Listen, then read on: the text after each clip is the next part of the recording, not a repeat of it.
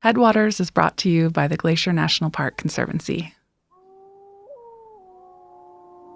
It's the winter of 1902, and I'm cold and content. Each night seems to grow longer, and each storm brings more snow, a welcome break after a hot and sweaty summer. I usually have this place all to myself, but not tonight. A flash of orange erupts from the valley below, a ball of fire and billowing black smoke, leaping flames joined by a chorus of shouting, desperate men.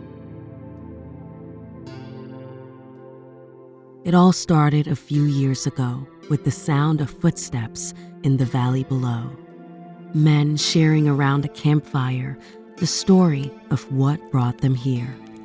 Rumors of bears covered in petroleum. If we can find where the bears wallowed, they said, we'll be rich. I'd never seen men like this before, and I'm not sure if they saw me, but they did find what they were looking for. Black puddles seeping out from the rocks along the lake. Oil. Not long after came hooves, 20 horses loaded with clanking metal, and 20 men clamoring with excitement. From my perch on the mountainside, I watched trees crash to the ground. I heard the thumps and scrapes of hammers and saws that built cabins, boats, and a small sawmill. The sizzling of a cook stove, grumbling about canned food. Noise was constant, but the most frequent sounds were the hopeful conversations of men as they stood around a massive drill. Through the wind and snow, they looked to the ground, some dreaming of a better life, others of power and riches. Eventually, their drill reached a bubble of flammable gas that inflated their hope to new heights. Profitable oil cannot be much deeper, they thought. Tonight, in a flash of fire, the promising gas is accidentally ignited, and all their work burns. Their cabins, their tools, their dreams glow red as they die. I am Kintla Glacier, and I've watched over this valley for thousands of years. I grew to my largest in the 1800s, in an era of rainy summers and blizzard-rich winters. Those times are gone, but I'm finding a new equilibrium at the dawn of the 20th century. I'm smaller, but stable. I could survive for centuries more, unless something changes.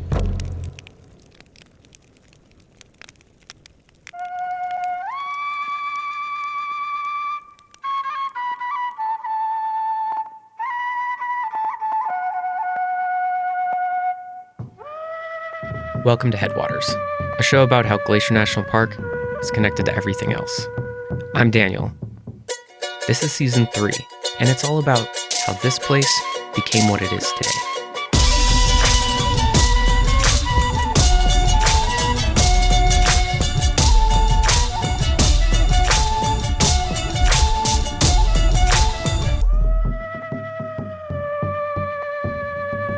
There's a thing that people say, oh, that's ancient history, meaning that because it's history, it can't be relevant anymore, that something buried in the past doesn't have the power to impact the present, let alone the future.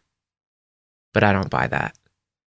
History is the study of what happened in the past, but it's also a study of the present and how we got here.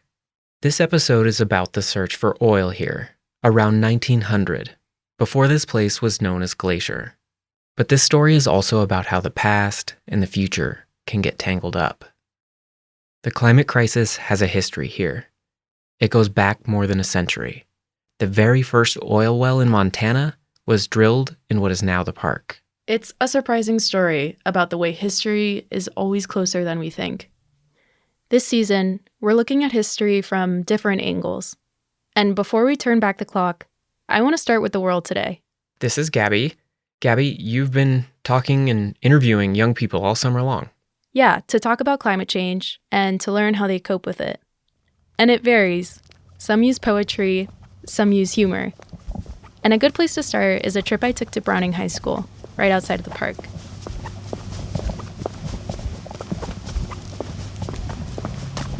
I'm walking up to Browning High, and I'm wearing my favorite sweater vest because I'm hoping it'll make the high schoolers that I'm about to talk to think I'm cool. It's this blue vest, and it's covered in geese, strutting and honking all over the place.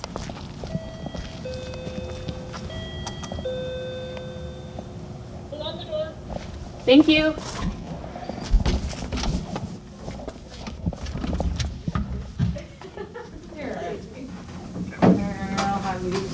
Oh my god, I love your sweater. Thank you. My goose gamble paid off. I'm here to meet with the Rising Voices Poetry Club. I'm introduced by their librarian and advisor, Amy. Guys, this is Gabby. And they introduce themselves to me. And I'll just have you start and you guys go around and introduce yourself. My name's Sovereign Smith. My name's Tristan Hannon. Emily Williams. Rebecca Edwards. Mia Bird. Kira Bighorn and Lily Crawford. My name's Amy Andreas, and I've graduated. We gather in this cozy little space called the coffee shop, which is the usual meeting place for the club. Where's the coffee shop? because there's coffee. Because there's coffee. We usually run a coffee shop. Sometimes we sell. Wait, can someone please read that? Well, she wrote it. Read it out loud. So I made her write it up there this morning because I was like, I love this. I had to write a small poem about a very minor incident that I still remember for my English class. What was the incident? It's called Milk. I don't trust it. It's weird how it curdles, how it's fine one day and spoiled the next. The horrendous aroma emanating off the milk burned my nostrils. At the beginning of the episode, we imagine the past, our history of oil exploration. But these students are trying to imagine what that history means for their futures. I don't really like thinking about climate change too much. I start getting scared and then angry, and so I usually just push it aside. I feel like it's really unfair because we're so young. It's a lot of pressure for young people to take on. I reached out to Amy a few weeks ago to ask if any student would be interested in writing and sharing a poem with me. And I'm glad they agreed. Articulating our feelings about climate change is hard. It took me until I had 5 days left to actually sit down and write it because I wasn't in the headspace until that day. Our society, their past mistakes, it just, you're a future generation. You gotta fix this when you're older.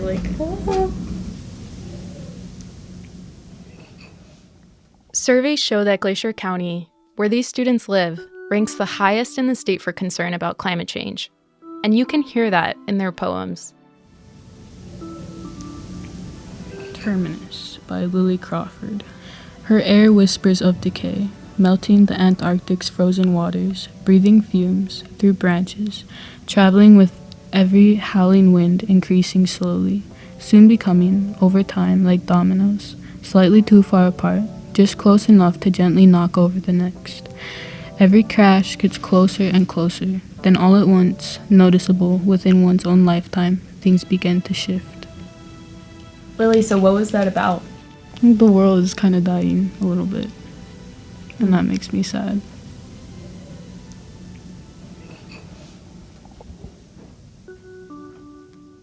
Okay, Gabby, Daniel?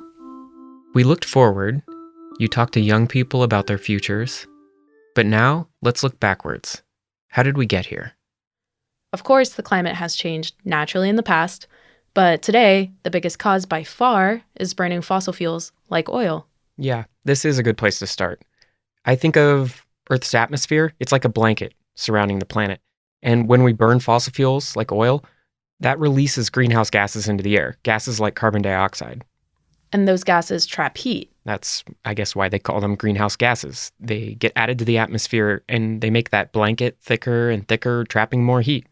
And what's wild is that those gases stay in the atmosphere for a long time. Yeah, at least hundreds of years, sometimes as long as 1,000 years. Anyway, the point being, history does not stay in the past. Digging up and burning fossil fuels here in Glacier, even way back in 1901, that has consequences today. And because greenhouse gases are still accumulating, there is even greater impact on young people and future generations. Let's see what more of this history we can find if we head into the park. So this is my kind of list of things I want to talk to everyone about today. Introduce myself, and then talk about the consequences and causes of climate change. We're here to meet students visiting through the University of Montana. They bring a group to visit Glacier every summer to learn about climate change. Why that order? I think I just want to get out of the way the consequences, which are the things that I think everyone expects to talk about here, which is like melting glaciers and more wildfires. Right, more fire, less ice. Exactly. So we'll talk about that a little, but then I think the more interesting, bigger focus of today will be the causes of climate change. Usually, these students would come here to see shrinking glaciers, a consequence, which makes sense. Over the past 50 years or so, every glacier in the park has gotten smaller. But we have something different in store for them today. All right, everyone, good morning. Welcome to day 2 of our trip to Glacier. Daniel's going to be taking a group around to look at some scenes and talk about oil seep and the connection between the petroleum industry and the park. That's a little surprising.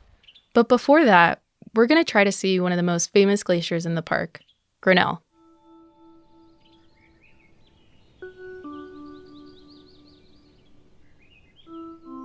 To start off, can you tell me your name, age, and what you're studying? So my name's Claire Ferguson. I'm 20 and I'm studying history and then also environmental studies. You know, I've gotten to sit on rocks and look at the stars for hours, and like the only sound around me was wildlife and was nature, and I feel guilty, you know, being able to have those experiences and appreciate nature. I feel guilty not doing enough. I feel guilty by not trying my hardest to save it. So all that being said, how do you think you contribute to climate change? Honestly, I think it's almost impossible to not contribute to climate change in our society. So do you feel like you're part of the solution? I want to be able to say that I helped, and that's why like we have a future on this earth.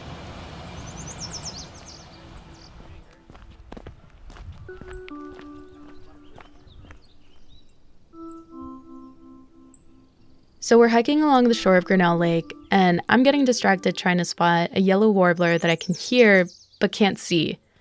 But the students are looking for a very specific spot.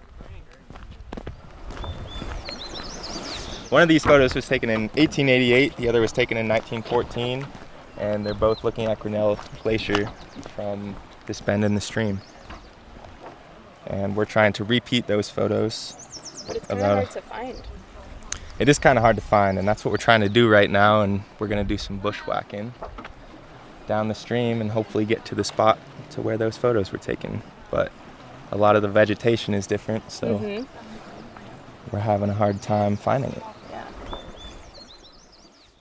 We love repeat photos here. Basically, they're before and after pictures of glaciers. The older historic photo shows what the glacier looked like back in the day, and then we take a new picture, perfectly lined up to match the old one. As a kid, I was obsessed with playing those spot the difference games in magazines at the doctor's office. This is kind of like that, except I'm not left feeling the same pride for my attention to detail because spotting the difference today is really easy. Right down the river, looking into Grinnell. Yeah. Jack just walked into. He just yeeted into the willows. Yell every once in a while so we know you're alive. I don't want to get left behind. Because Jack just started walking into all these plants, now we're kind of following him and we're bushwhacking a little bit. Ooh. But there are like plants and shrubs as tall as me. I'm 5'4". Whoop. Cool, we made it to a little clearing now. What do you see? Oh, there it is. A yellow warbler. You want to look at the binos? Oh, sure. And then Is it yellow? Yeah, right. Oh, geez, there you go. Now he's in the back one. That's it singing right there. They say it's sweet, sweet, sweet, I'm so sweet. Someone needs to cross the stream to get the exact right spot for the photo. And Jack, the cool guy of the group, is quick to volunteer. Jack is taking off his gloves. This is getting serious. He popped his shirt, I think somewhat unnecessarily. He's perfectly The water's up to his knees. Most people take off their shoes and socks to get into a stream. Jack also took off his shirt for good measure. So he has a camera in one hand and a laminated copy of an old photo in the other. He closes one eye and holds up the photo, trying to line it up just right. He has that look on his face of, yeah, I'm making this look easy. But it's harder than it seems. To his credit, it's harder than it seems because what's in frame today is so different. It takes him a while, but he does it, and eventually wades back to shore to show us what he got. Okay, Jack's coming back. Okay, let's debrief. Jack, show us the photo and what do you think? Like, how'd it go? It went well. It was pretty hard because, like, the flow of the river has definitely changed. Yeah. It looks like it's widened a little bit. More trees. There's taller trees that were kind of blocking the view. So it was hard to get the exact angle, but... Yeah, commitment. Like, we wouldn't have gotten even anything. Yeah, we got wet. Got in the water. MVP for the day. MVP. Definitely worth it. It kind of got lost in, like, looking for the photo and everything, but, like, the huge thing is that you used to be able to see a massive glacier right above those waterfalls. That massive glacier you could see in the old photo was Grinnell Glacier. And today... Now you can't see the glacier at all. It's back tucked under the mountain, way out of our view. You can see the glacier was massive. Yeah. Mm-hmm. Okay, it went up hundreds of feet, and now that's just bare rock. And so then we call this now the Salamander, or Salamander Glacier. You can still see some ice, but Grinnell Glacier itself is completely out of frame. Headlines are one thing, but moments like this make them feel real.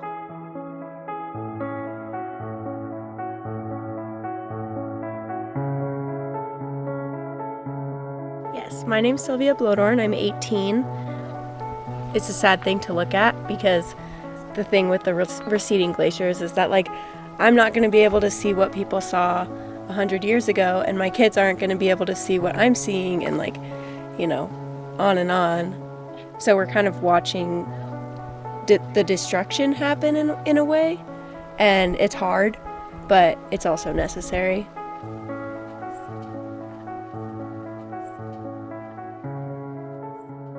The story of melting glaciers is a pretty common one, but we're really here for another reason, to look for a cause of climate change.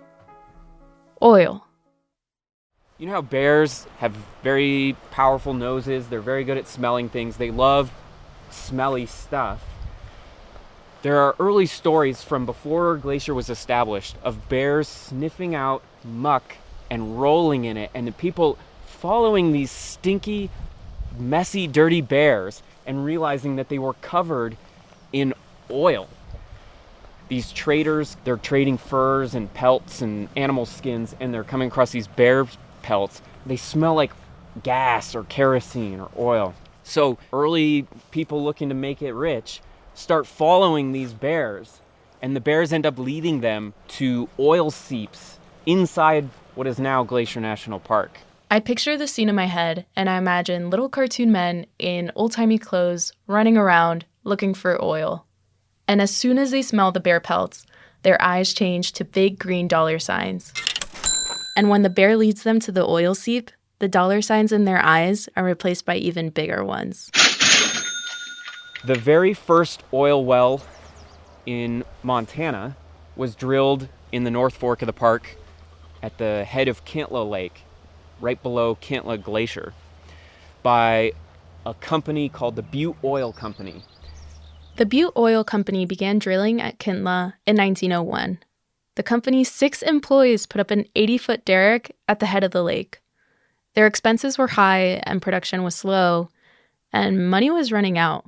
Ultimately, oil extraction was never profitable in Glacier, and the Kintla effort went up in smoke after just a few years. But despite the dangerous nature of this product, the world was going crazy for this new goo. There were even pop songs about it, like the oil fever gallop.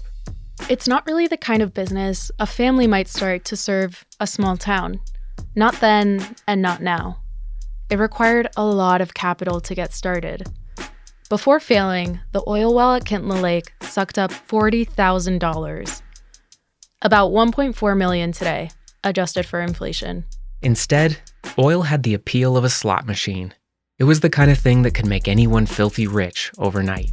It just required enough cash to drop into the slot, enough work to pull the lever, and enough luck to hit the jackpot. The first gusher that inspired the country's oil fever was tapped in 1861 in Pennsylvania. That well gushed 3,000 barrels per day.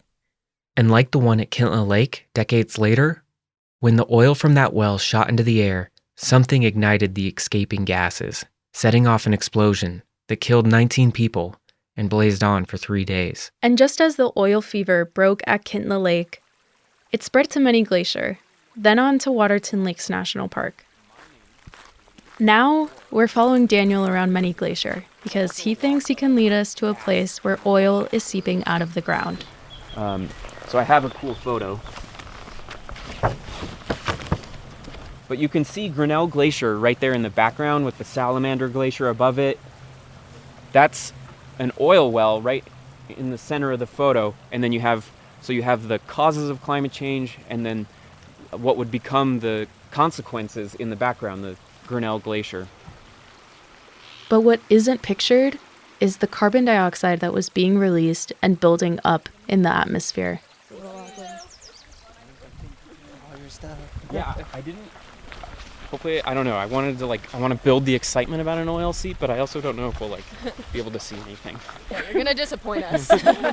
So do you have coordinates for it? Do you have like a general idea of where it is? I have 3 things on my to-do list for the day.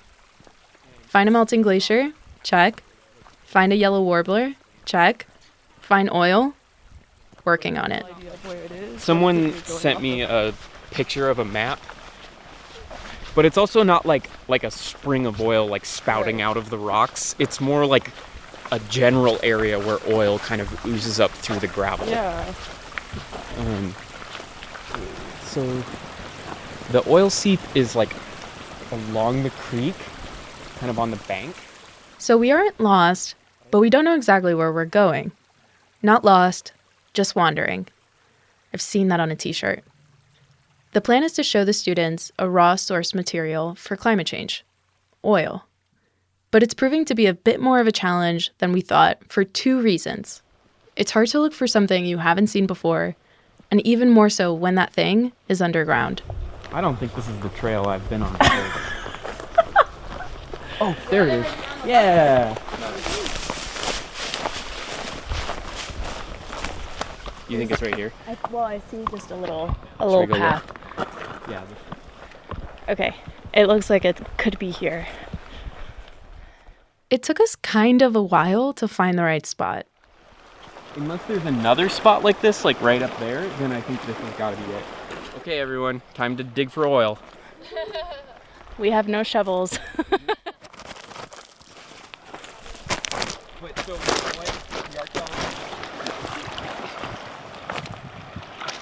What about like a little higher up? Maybe here. Well, Gabby, that's easy for you to say because you're not the one digging. Someone has to record. They start to get hopeful, but strike water again and again. My job, though, is to fill in the holes, to leave no trace.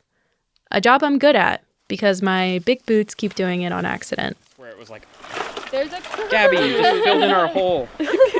But the students stay motivated to uncover what could be. You should have been an oil tycoon, Hallie. She's like, I'm gonna get it. Still digging. Still digging. She's just money hungry. I'm gonna strike it rich. Yeah, I'm waiting for the oil to like spurt. Right. That's the goal. If it doesn't, I'm gonna leave here disappointed. I am just about ready to give up when it finally happens. Hallie's eyes turn into huge green dollar signs. Ooh. Wait, keep going. Oh, look at that. Oh no, like, look at this rock. I mean, it looks like it's covered in black oil, but oh my God, look. Oh, interesting. On my finger, you can tell it's oil. Wow. When it's on your hands, that's when you can really tell. It looks like motor oil. Yeah, oh my gosh, look at it on your finger. Yeah. I feel like I gotta taste it. It's a good idea. Oh, it doesn't really taste like anything. It tastes like a rock. It's like kind of the sliminess you would expect from touching algae slightly, but it's not algae. It's just like, yeah. You can see the sheen on the surface of the water now. Mm-hmm. I'm just gonna try and grab a few more rocks. You want to touch that? Oh my God. My name is Kobe Ben Ezra. My age is 21. I'm studying philosophy and environmental studies at UW-Madison. Do you think you contribute to climate change? Yes, I do. How does that feel? It kind of feels annoying, I think, because personally I know that I care about the environment. I know that I try as much as I can to help rejuvenate the environment. And I know I have that like ethical feeling towards the environment, but yet I can't really shift myself in a lot of ways. So I kind of would describe the relationship as annoying, kind of frustrating. Oh my God. That is really gross. You're right, it does kind of feel like algae. And then, like, when you spread it, it just turns your fingers bright orange. Yeah, look at that. So what were you all picturing when we said oil seep? Yeah, I feel like it's easy to take for granted with how many oil sites around the world we've already figured out are easy to extract. Like, oh, there's just some places that have oil, but it does make you think, like, how much work goes into looking for places and how much work is, like, goes into seeing if things are even profitable. And that there's a lot of things in between, like no oil and profitable oil. Sometimes it's just like slimy water in the ground. Yeah, that's a good point. Yeah. I can't say I've ever felt oil before, so. Well, now you have. Now I have. And this makes sense, right? Like, this is why it was never profitable. It's because there's not like oil gushing out of the earth here. It's a very low concentration. The oil may be diluted and buried under the earth, but this history and its consequences are concentrated and on the surface.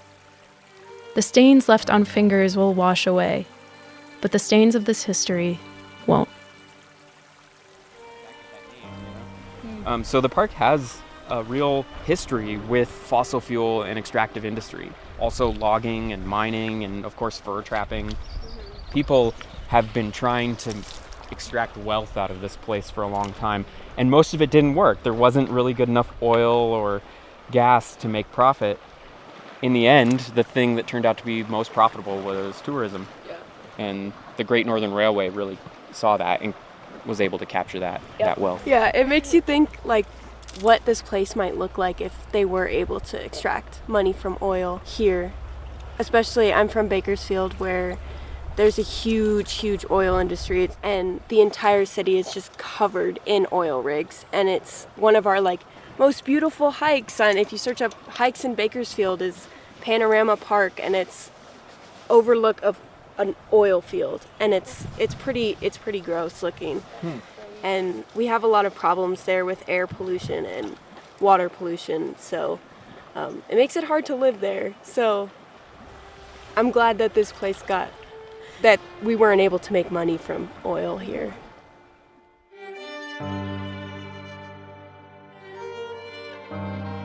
Daniel and I say bye to the students and the one oil tycoon and start heading home.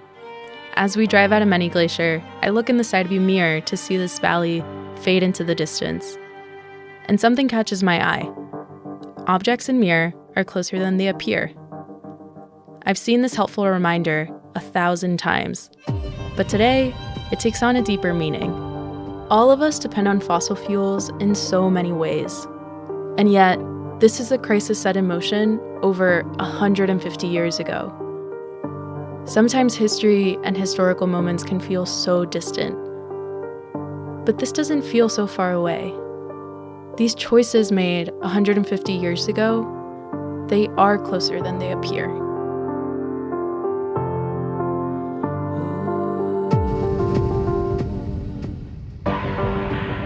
An Age by Emily Williams. From Ice Age to Stone Age to industrial to digital to none. A change of times, chemicals, atmospheres, fumes, seeming to carry a whittler's tune. Wood, water, oil, coal, stone, clock, stop. Stop for a minute and look. A whittler can't replace what has been took, but they don't seem to write that in your book. All that's left is discarded pieces. But unlike the whittler's disarray, similar to the potter's clay, of pieces new we form, something of a new time. A society on the brink of change, generations willing to right ways, to handle and shape this lump of clay, to mold an idea of endurance and change. With gentle hands we adapt we must, as we lay here on this cusp, to try once more in this new age.